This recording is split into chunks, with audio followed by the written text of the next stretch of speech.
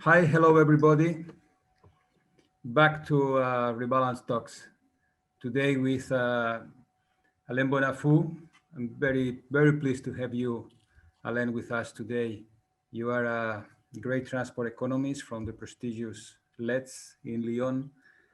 And as you know, the first talks in the Rebalance projects were mostly about to criticize the mindsets of transport economists like you and engineers like me. So we also criticize the economic theory supporting transport policy assessment a lot. So today we should try to rebalance these views by defending the relevance of economy when assessing public policies. But let me ask first something in relation to your impression, your feelings in relation to the coronavirus impacts. Do you think that things are going to be like always, just a gradual evolution of things, or you do think that coronavirus is going to begin a new era? Well, it's very difficult uh, to well forecast anything, but basically, when you try to do this exercise consisting to explore the future, we know one thing. Usually, the influence of the present situation is usually too important.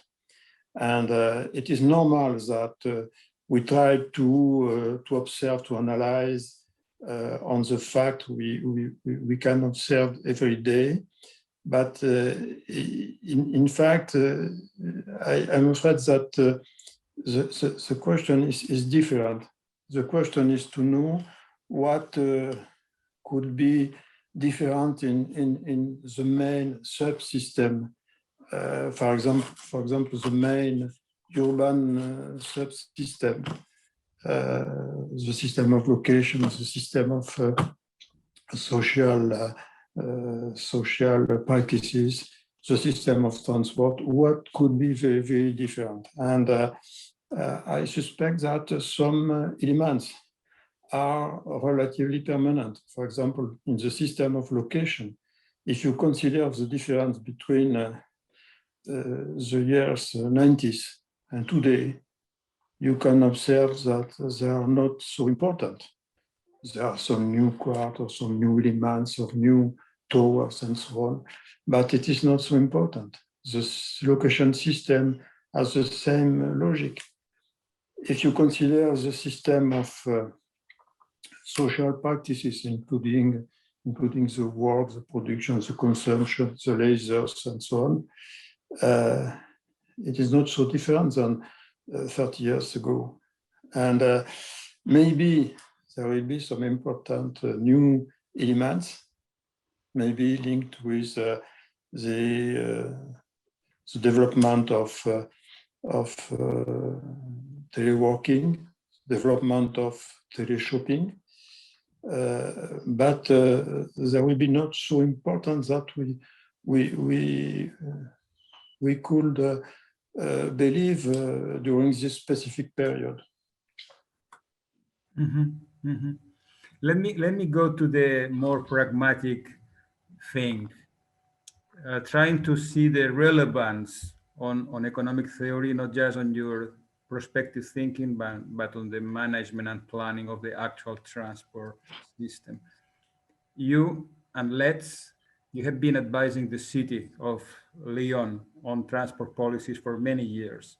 And it happens that the system in Lyon works much better, apparently, than in many other cities in France we can compare.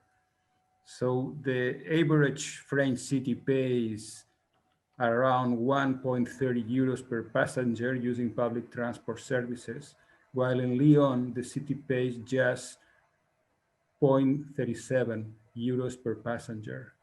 So it saves the amazing quantity of 75%. So this impressive figure is because of the sound economic analysis carried out to assess transport policies in Lyon, somehow influenced by LETS. Yes, I don't know if our analysis were very, very important. What I know is that we provided maybe 20 years ago some simulations of the system to the decision makers. And the first simulation, which were around 90, showed that there could be a very important and double crisis, a crisis of the financing of the system, which was very, very serious, and a crisis of the number of passengers, which was not improved, not growing, despite some effort of the system. And we used our systemic model for the urban transport for suggest some policies. And these policies was selected by the decision makers continuously from this period, despite some changes in the policy color of the measure. And in fact, there was mainly four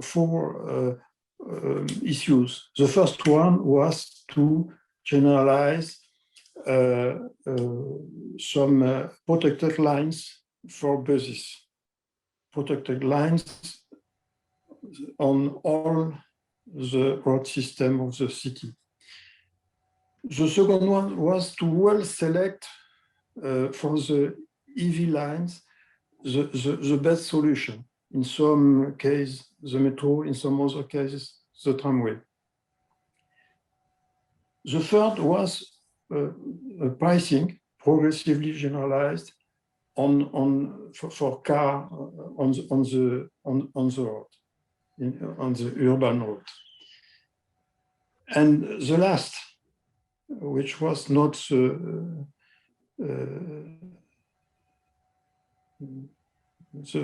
most clear for the policymakers, the last was to use a pricing system for the public transport correlated with the quality of the service. That means correlated with the quality. If you improve the quality, you accept to increase the level of the pricing. Mm-hmm. That's why today, as you say, the cost for the taxpayer of each trip in the public system in France is generally clearly more than €1, and in Lyon only 0.37 euro. Yes, and with the best share of market for the public transport for all cities, excluding Paris, of course, for all cities in France, we have the best share of public transport. I don't know what is the role of our own researches, but we gave some elements, some simulation. It is very useful for a politician to can read a simulation. What could be the situation 10 years later? Mm-hmm. Be the expenses, the revenue, the share of market, the speed on the road, and so on, the level of congestion, and so on. Then why this sound economic analysis, this way of simulating the impacts of policy measures have not been applied regularly in many other cities in France or in Europe? Why such impressive results in Lyon have convinced other cities to do the same? Yes, you know, it is very, very different in France between the urban policy and the national policies. In the urban policies, there are very important differences, including with the methods of assessment of projects, for example. Basically, in the case of Lyon and some other cities, basically, it is so the best solution is to use some simulation. What will be the situation under this hypothesis of policy, this hypothesis of pricing, this hypothesis of investment, and so on? It is not exactly an economic assessment. The field of the economic assessment is clearly the national field in France, and not the local field. Okay.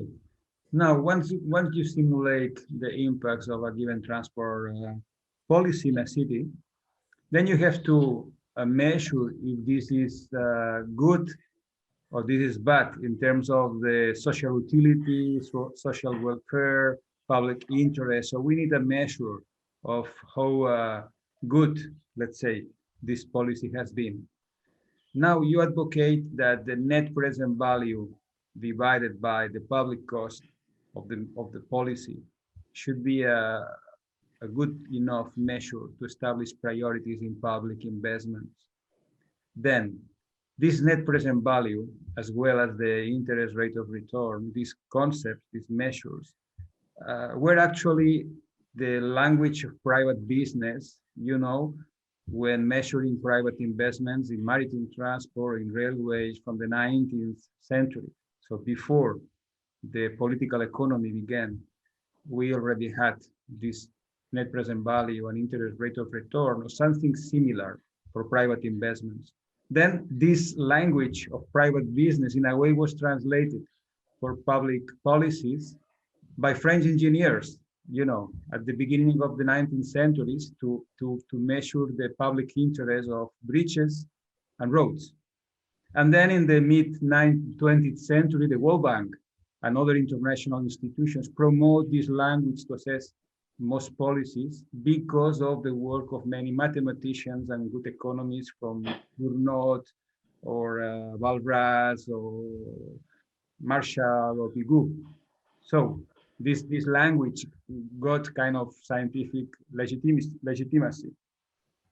Now, both net present value for private investments, from financial point of view, and in policy for social welfare are expressed in monetary terms, in euros. So they are they look very much the same, very much the same.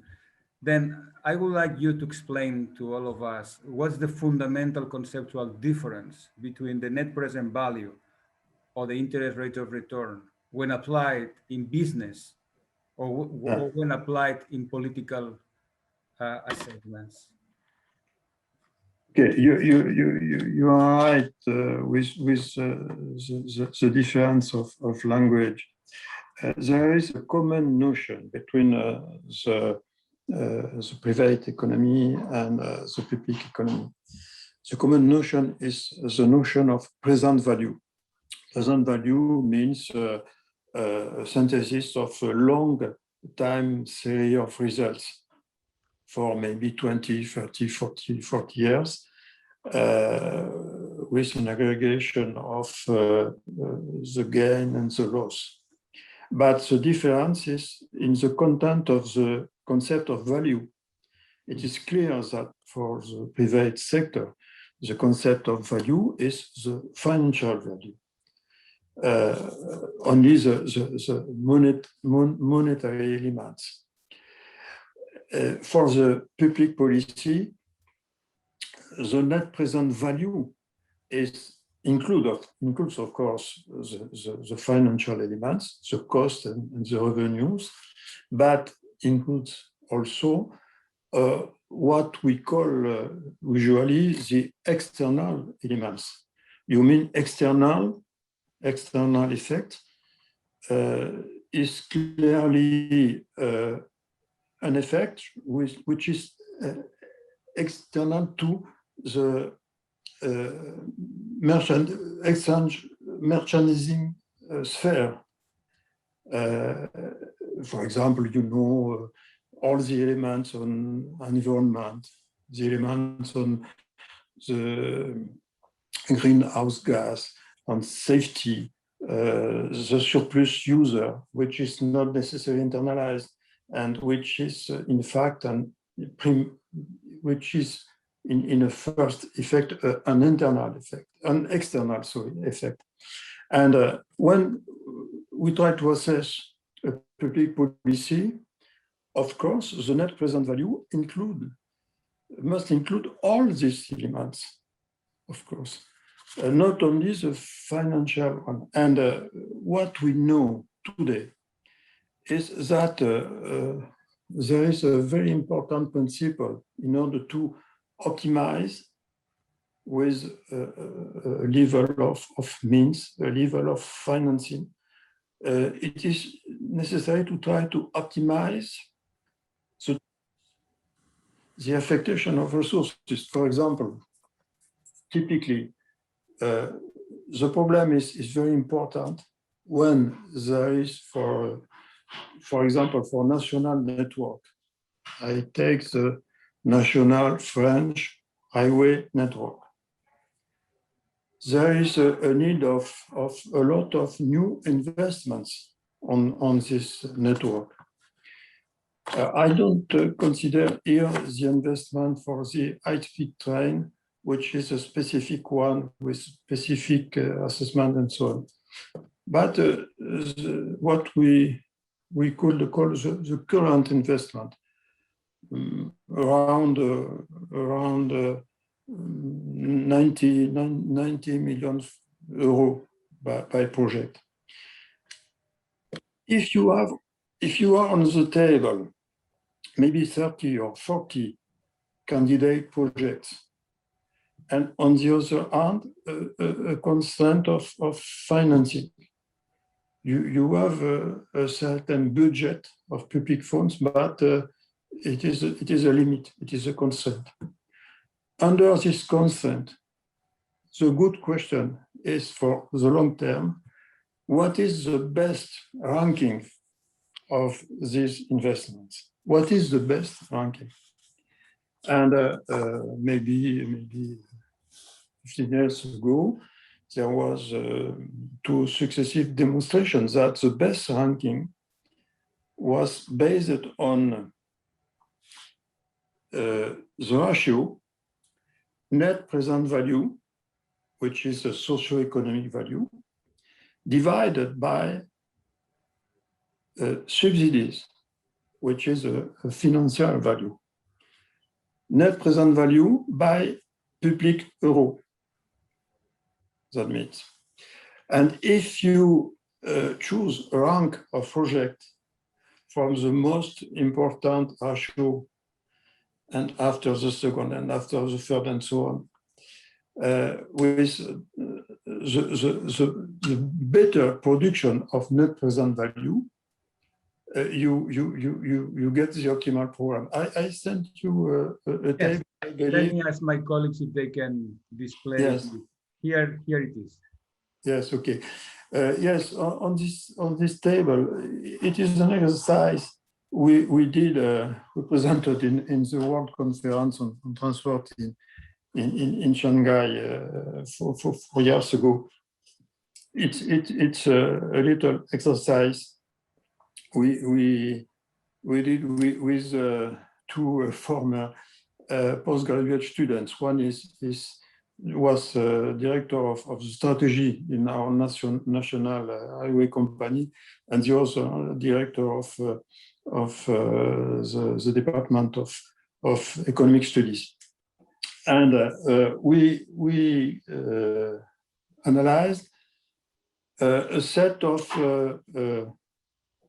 39 projects, which were candidate projects on the table for the period 2010 to 2017. And in fact, in fact, the financial constraint as consequence that around the half of these projects could be implemented. And we compare in this exercise 3 programs. The first one is a theoretical program optimized on the basis of the ratio net present value by public euro.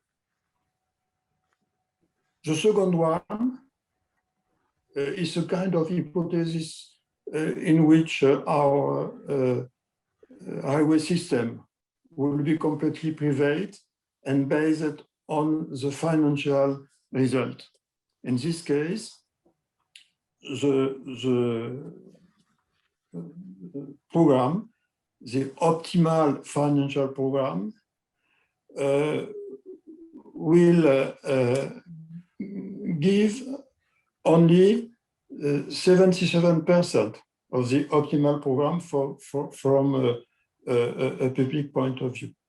And the real program, what the projects which were effectively implemented, constitute only 9% of the optimal program. That means that in this system, for different reasons, in some cases for good reasons, for example, one county did not receive any new investment from a long time, and it was necessary to compensate this situation, or because a minister was particularly attached to an investment in his own country, or for some other reason. In some time, it was necessary to do something because the system was not functioning. It was a kind of urgency. In any way, the real policy correspond to a loss of more than 1 billion euro. Mm-hmm. And why is this example is important? It is only important because if you forget to use the tool of assessment, of socioeconomic assessment, you can lose a lot of social value. Even if there are some very good reasons to choose the projects of the real program. Maybe it's necessary for other reasons, not economic reasons. In this case, the interest of this kind of assessment is to know what is the cost of this policy. What is the loss due to this policy? I see. It's important to know that. The cost was not only the cost of 1.5 billion euro for public financing. It was also the loss of more than 1 billion euro. It is necessary to know that. And let me ask you how these costs and benefits, which are included in the net present value, are considered. I mean, within these costs and benefits, maybe the most important benefit, social benefit, is savings of time. So travelers are saving time, and as many travelers save time, multiply by the price we assume to this time saved, the benefit, the social benefits increases. In most cases, in transport assessments, these benefits related to the time savings are up to 55, for instance, in the case of the high-speed train in France that you have analyzed, 55. In other cases, maybe even higher, 70, 80%. So do you think that the value of time is well estimated or is overestimated in transport assessments nowadays in urban and interurban projects? Well, I mean, from this in the 60s and 70s, maybe it was right. Nowadays, there are many people that say maybe there are I do understand. other values that are more related to the needs and wishes of people, let's say, and noise, public health, all these things should not be external, should not be externalities to transport, but should be internal and have a higher value in relation to people saving, let's say, few minutes. How you respond to this criticism? Firstly, in the previous example, the value of time in this assessment is not so important. We are not on the speed rise system. It could be, for example, an electrification or something, and the speed is the same. The net present value is, in this case, linked to the pollution or some other elements, but not to the speed and the gain of time. But you are right. In some projects, for example, for the high-speed train, it is clear that the surplus of users is very important in the result, in the net present value. And the main part of the surplus of users is a gain of time, clearly. And for that, we use some values of time which are based on what is related by the behavior. When a user choose, for example, with his own car, choose an itinerary with a toilet highway, he paid in order to win some time. If he choose the traditional itinerary with a lower speed, he don't pay. It is apparently free, but he spent more time. And all the system of assessment is based on the value of time related by the behavior. I do understand that it is not so easy to accept, but don't forget that if there is a user surplus, important, linked to very high value of time, that means that you are in a situation in which the operator, the public operator, has the opportunity to internalize this external effect, to internalize this surplus. For example, we had in France, and it was the same thing in some other countries, completely financed our highway system with this internalization. A user was interested by the use of the highway and of the speed of the highway, but he paid for that. And in fact, all our national highway system was paid by the user, not by the taxpayer, but mainly by the users. It is an ordinary internalization. It could be the same thing with the high-speed train. Don't forget that in France, our highway system is functioning on 4 different activities. regional transport, what we call the TER, regional transport, national transport on normal classical network, national transport with high-speed train, and freight transport. On these 4 activities, there is only one who has some benefits, is not in deficit.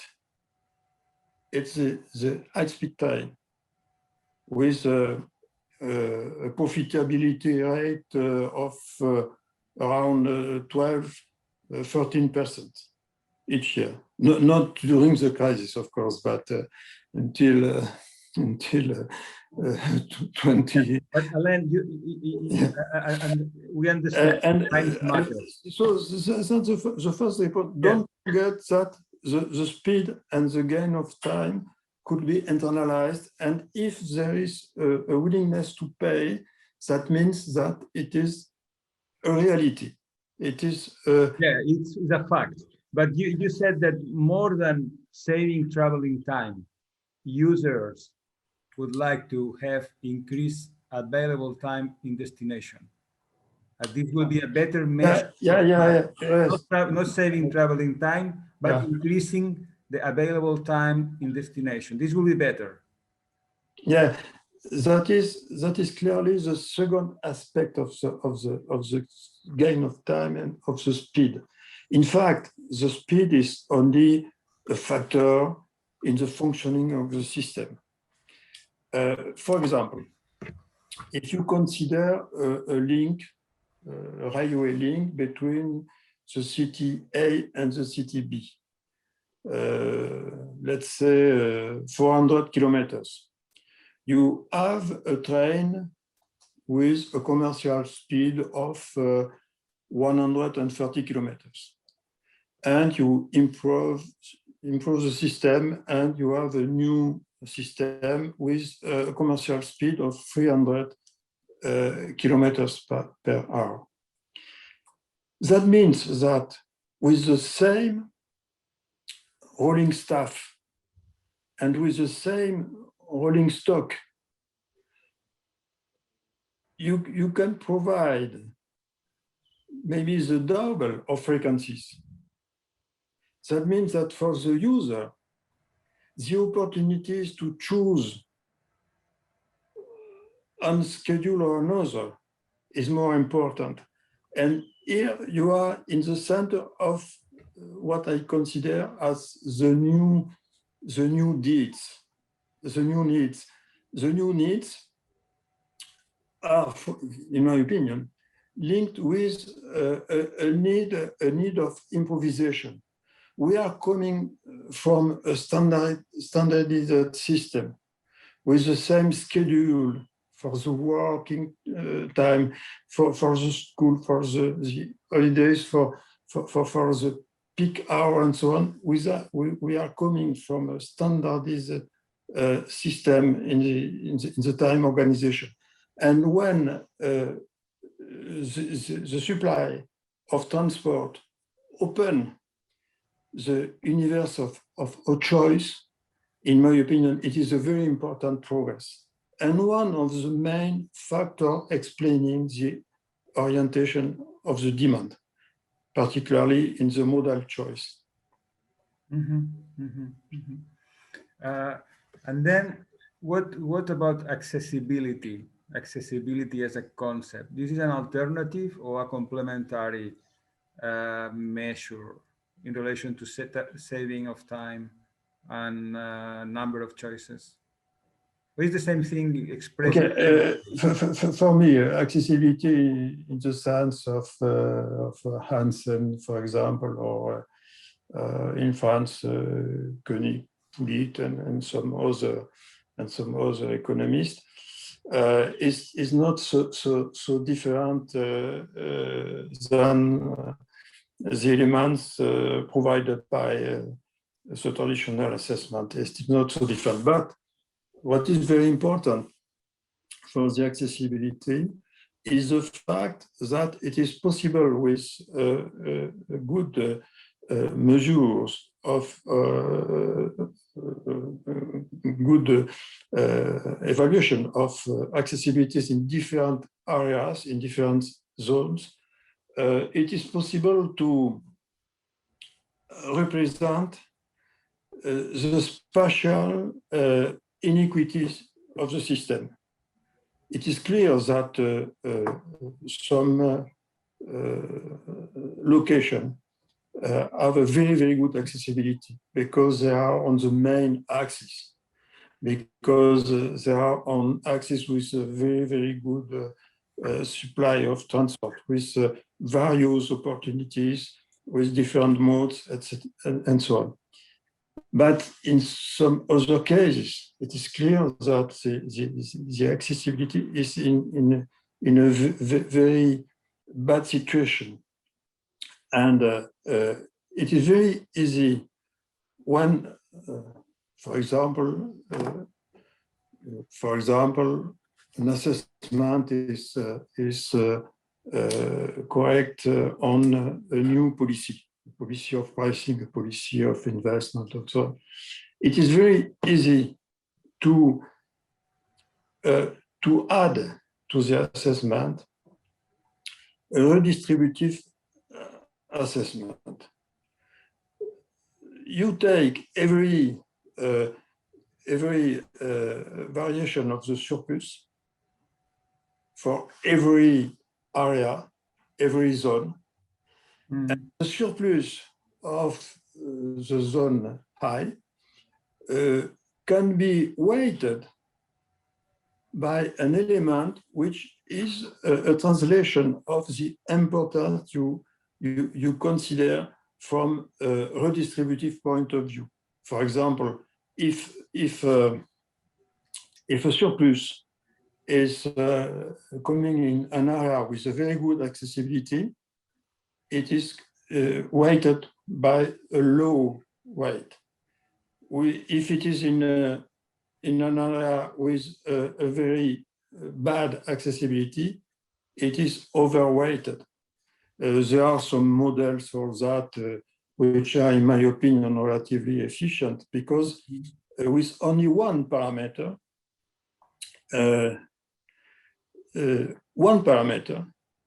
named the aversion to inequities, it is possible to transform a general assessment in a redistributive assessment. Okay, so we are talking of spatial justice in a way, but then there is also the spatial or social. Social, I wanted to ask you now, because socially we have different groups. Let's say high income level people, low income. We have young people. We have women and men. So we have different genders, needs. We have children, and net present value, as is usually calculated, is an aggregate measure. So it basically assumes that everybody has more or less the same needs.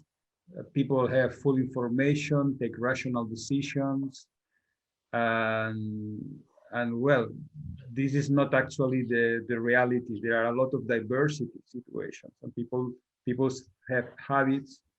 People maybe don't like to change. People take decisions because of emotions, and there is a huge diversity. So in a way, how much we oversimplify all these personal circumstances by this aggregate measure. I know you have been studying Arrow's, the theorem of impossibility, that you have been analyzing also Piketty's interpretation of this thing. This comes actually from the famous Condorcet paradox, always going back to French tradition, that in a way is not possible to aggregate in a perfect way the different points of views and needs of the different people, and the willingness to pay somehow is underestimating all of these complexities.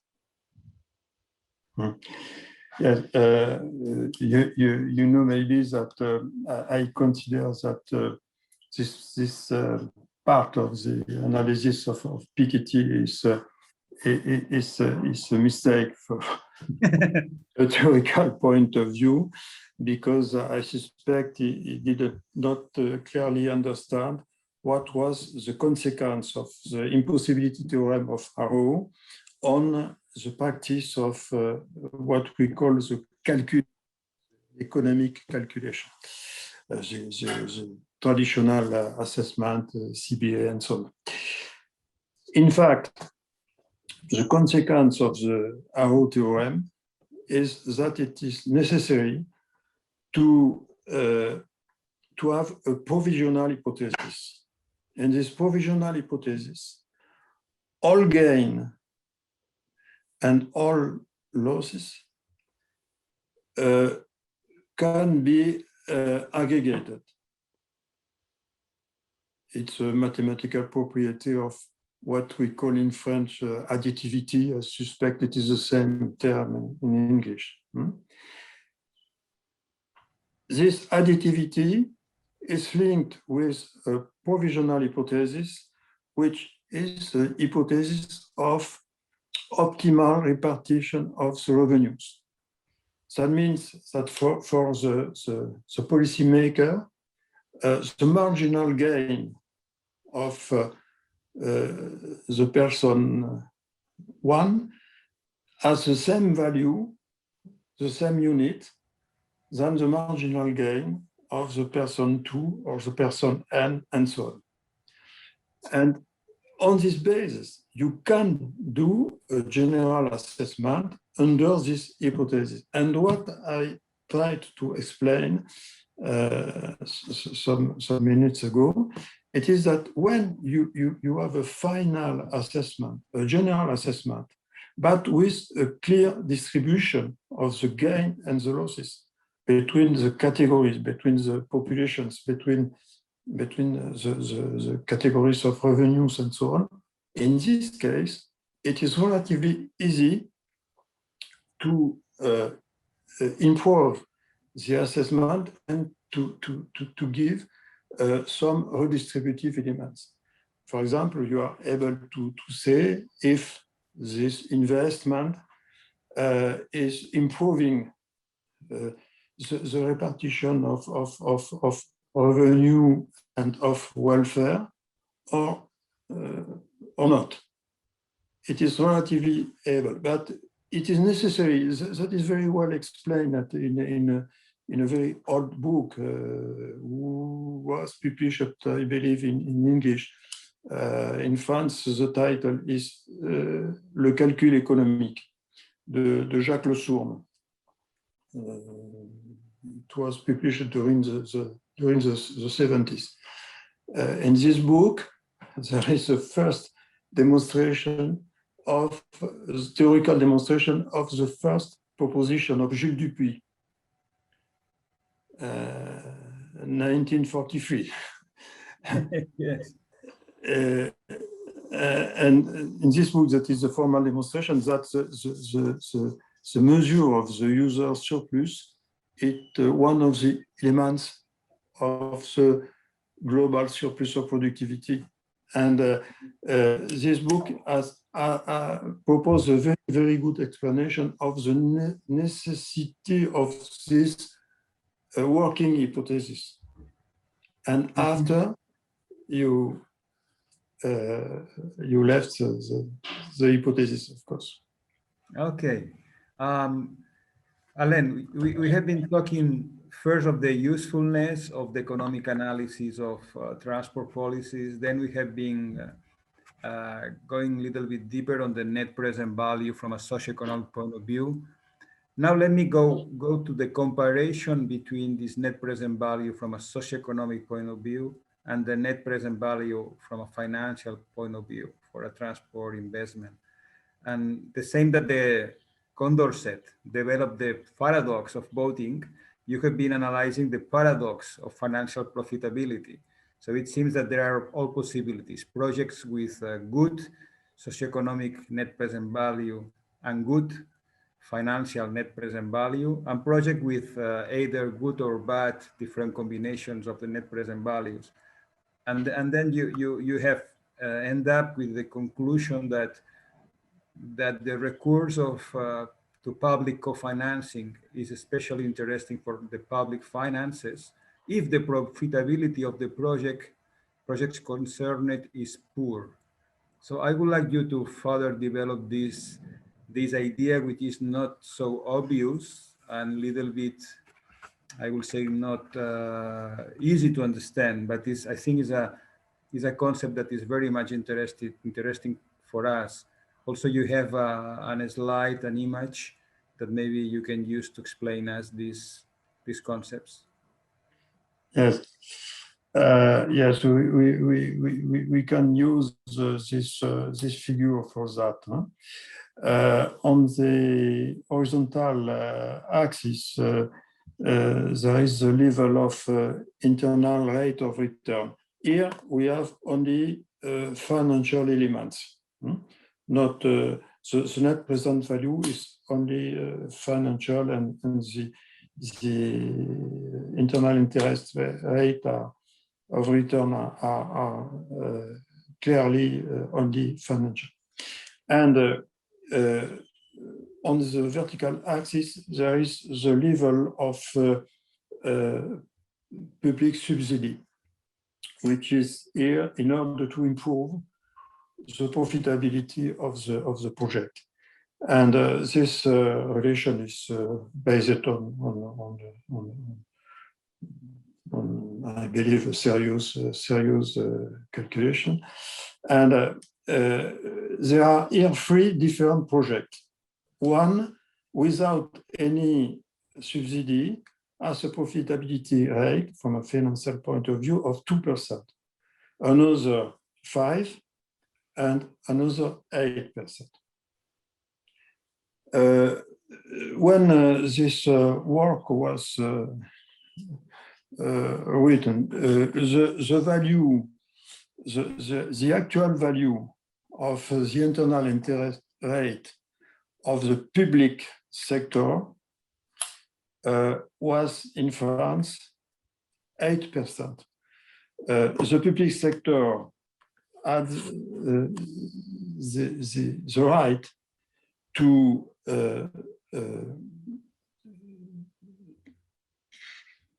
do a project with a loan.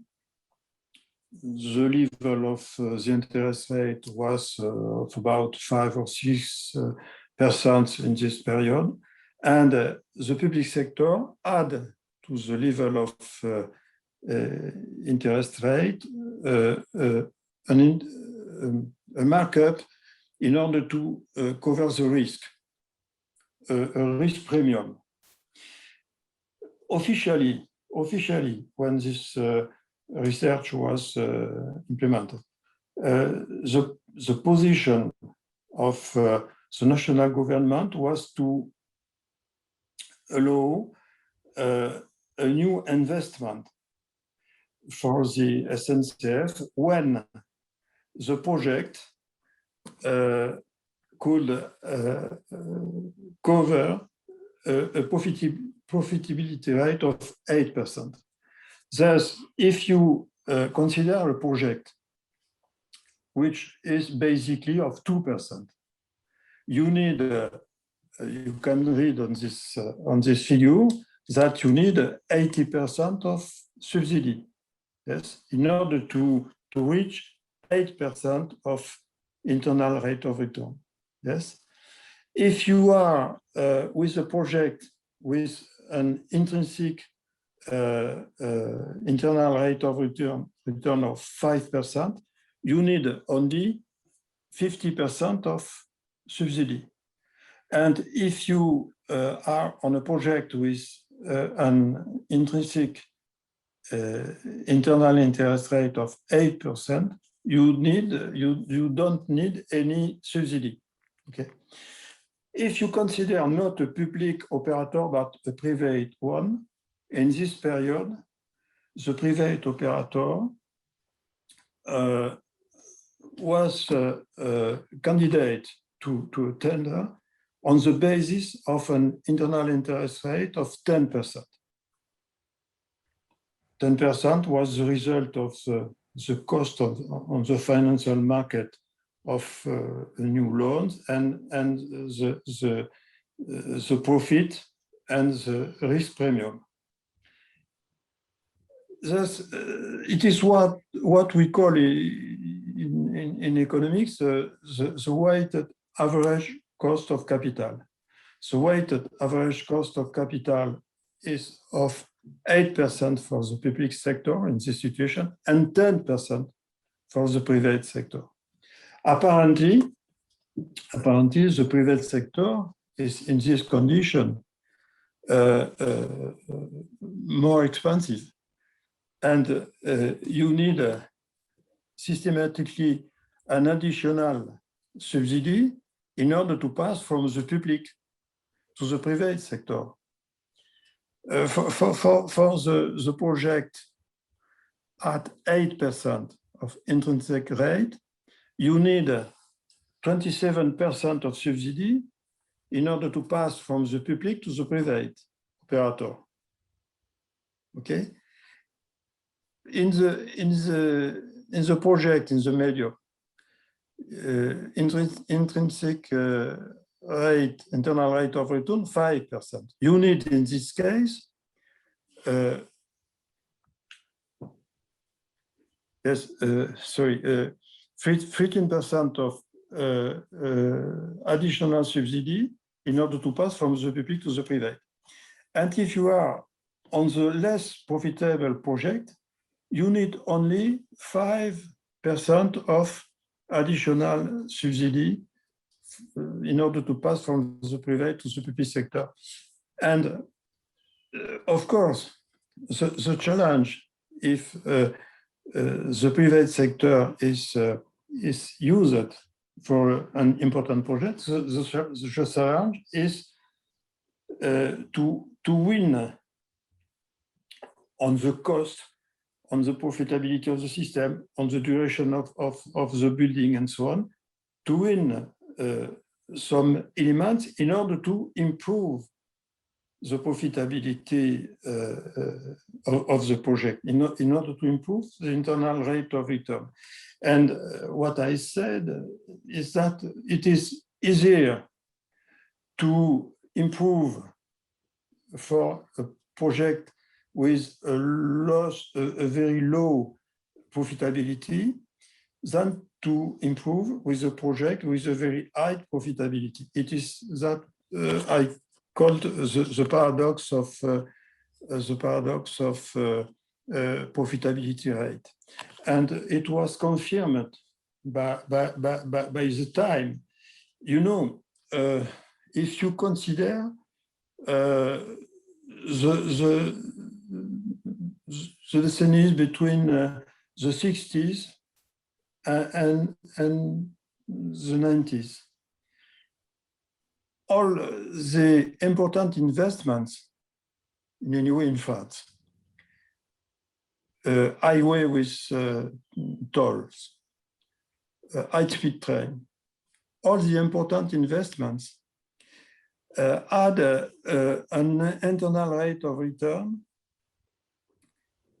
at least of 9, 10, 12%. And in this case, it was not necessary to use the private sector. The public companies were perfectly able to manage that. But when the profitability of the new investment was decreasing, there is a marginal efficiency of the investment who is decreasing. Firstly, you build the more profitable, and after there are more or less profitable, and so on and so on. And today, we have to build some new investments which are not so profitable than 20 or 30 years ago. It is why, historically, from an historical point of view, the system of PPP was used at the end of the last century and from the 20 last years. It is clearly the result of the paradox of the profitability paradox. And in this case, after, the question is to know what could be the gain of profitability for the same project if the operator is a private one. We have a very clear example in France, very, very clear. I had the opportunity to follow the two projects, two different official positions. But you know, the high-speed train from Paris to Strasbourg, the first phase of the project, and the high-speed train from to Bordeaux, the end of the Paris-Bordeaux, had exactly the same financial profitability rate, exactly the same. It was hazard, but it was the same. The first one was built and managed by the public sector, by Réseau Ferré de France, an element of the holding SNCF. The second one was built and managed by a private company, Vinci Concession, who won the competition with three candidates. And in the case with the same profitability rate from a financial point of view, in the case of Paris-Strasbourg, with the public solution, the level of subsidies was more than 70%. In the case of Tours Bordeaux, an investment of 8 billion euros, the rate of subsidy was less than 50%. That means that with the same result and the same performance than for the Paris-Strasbourg, the public expense would be 1.6 billion more important. You know, what is the explanation? It's very simple. The delay of the building were perfectly respected. The system was even open with a little advance. The costs were perfectly respected in the second case, not any overcost, and there was a lot of overcost in the first case. And the functioning of the system, because after there is some operating costs, of course, have operating costs which are of about around 70% of the operating costs on the public system. You see, so in this case, the difference you can see on this figure is clearly compensated by a better performance of the operator. Thank you very much, Alain, for this detailed explanation. Yes, thank you very much. Let me finish this so interesting conversation with you with two questions from our listeners. And I have to ask you to be short in the answer this time. Tatiana Kovasikova is asking you, and I'm just reading her question. For example, she says, I would like to hear if the quality of the travel experience has any value, and if it does, how it should be translated into the net present value in practice. Because she says, I don't see it in the willingness to pay in relation to the value of time. So it's something different, the quality of the travel experience, she says. So the quality of the travel experience, that is something very personal and is more a feeling of the person, a perception of the person, how this can be measured in the benefits of the project. Okay, you know, the result of some researchers on this point, particularly some research coming from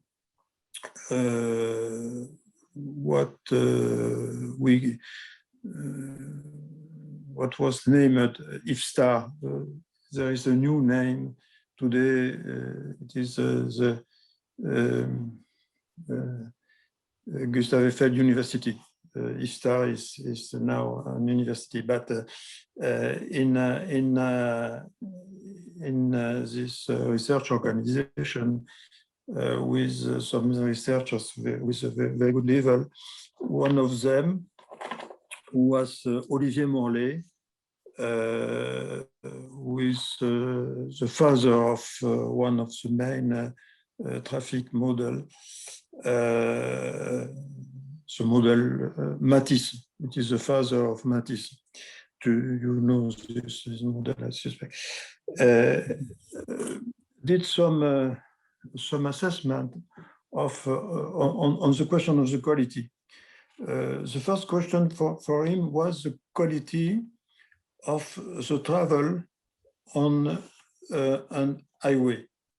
Not only the speed, not only the time, but some advantages which were on the basis of the feeling of the passengers, of the users. And he found this result with what he called a bonus of comfort. And this notion can be also used in the case of, for example, of train, in the case of plane, of any mode of transport. It is a kind of residual term which is not explained by the gain of time or by the relative prices, the relative cost for the user. And there are here some results, but here we are near the border of the scientific knowledge. There is a part of interpretation of the result. It is why it is exactly what you cannot explain by relevant assessment of traditional factors, the cost, the time, the speed, and so on. There are some other factors which are in a kind of cocktail, and you call that bonus of comfort, bonus of agreement, bonus of quality of services, and so on. But it is yet to explore, of course. In any way, it seems to be relatively marginal. What is very important, I believe, is the value of time. I sent you a paper in which we show that with a distributive analysis, taking into account the distribution of the revenue for the high-speed system, for the plane, for the train, for the highway. Generally, usually, there is an under-assessment of the surplus linked to the gain of time, particularly for the medium and high revenues. It is important. It is not from a social point of view, it is not important, because what is the interest to give more surplus to the super class in our society? It is not so important. What is important is that if that is true, it is possible to internalize. It is possible to add a new system of tarification, a yield management who is able take into account this kind of markup, and in this case, to improve the revenue of the system. All the transport system are not necessarily in deficit. Okay, and then related to this this issue, our colleague Alain Lostis is asking us about one important question. He calls this question the hypothesis of the zero value of travel time, meaning that people begin to do very valuable things and activities while traveling. For instance, he says sleeping, using a mobile phone in a train or in an autonomous car. So the time traveling is not a wasted time, it's not a death time. So people are not willing to pay to save a few minutes of this time they are using for do something they are not wasting. So this can change to a lot, I mean, a lot net present value, because the value of time and the benefits associated to time in the future are going to be marginal. They are not marginal today. They were the most important ones 10, 15 years ago. But in 20 years ahead, this is going to be, you know, zero, as Alain says. No. No. Your question, I call me, what was proposed by Ivan Illich. Yes. You remember? It was a very original researcher who proposed the concept of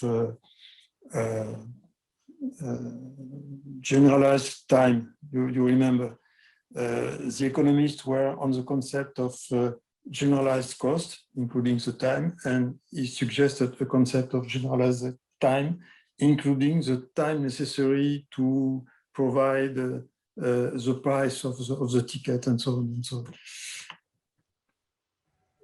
I observed that he had exactly the same position than the position which consists to say that the slowness will be a future value. It was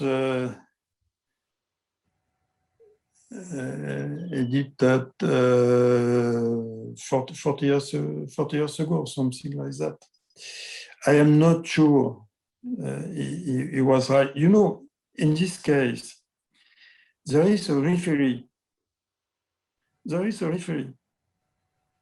And the referee who decided, who is decided what is true, what is false, is the behavior, and linked to the behavior, the willingness to pay. Maybe you are right. Maybe the high-speed train will be a desert. 20 years ago, maybe the plane maybe will be a desert.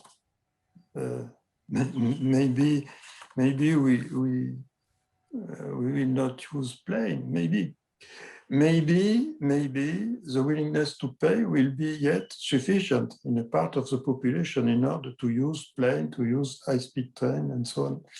For the moment, I observe that all the results of behavior, all the results are in the sense of a positive value of a gain of time. You know, the concept of time available at destination, which was used in one of our recent models, is the first factor explaining the modal choice between Paris and Bordeaux. The first one. It was published 2 years ago. The available time at destination. And what are the factors of the available time at destination? The factors are Sorry, but the speed. This is a great ending for this talk, Alain. Thank you very much. We are just 10 Sorry, minutes ahead of schedule, but it was worth.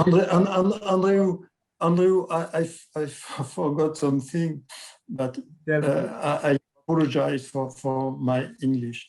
No, you know, so I am really sorry. all of us we talk Euro English, which is more or less the Okay, same. when I do some presentation, usually the half of the participants are smiling and the other half is sleeping. Thank you very much, Alain. C'était un plaisir. You're welcome. De se retrouver depuis longtemps. You're welcome. À tout à l'heure.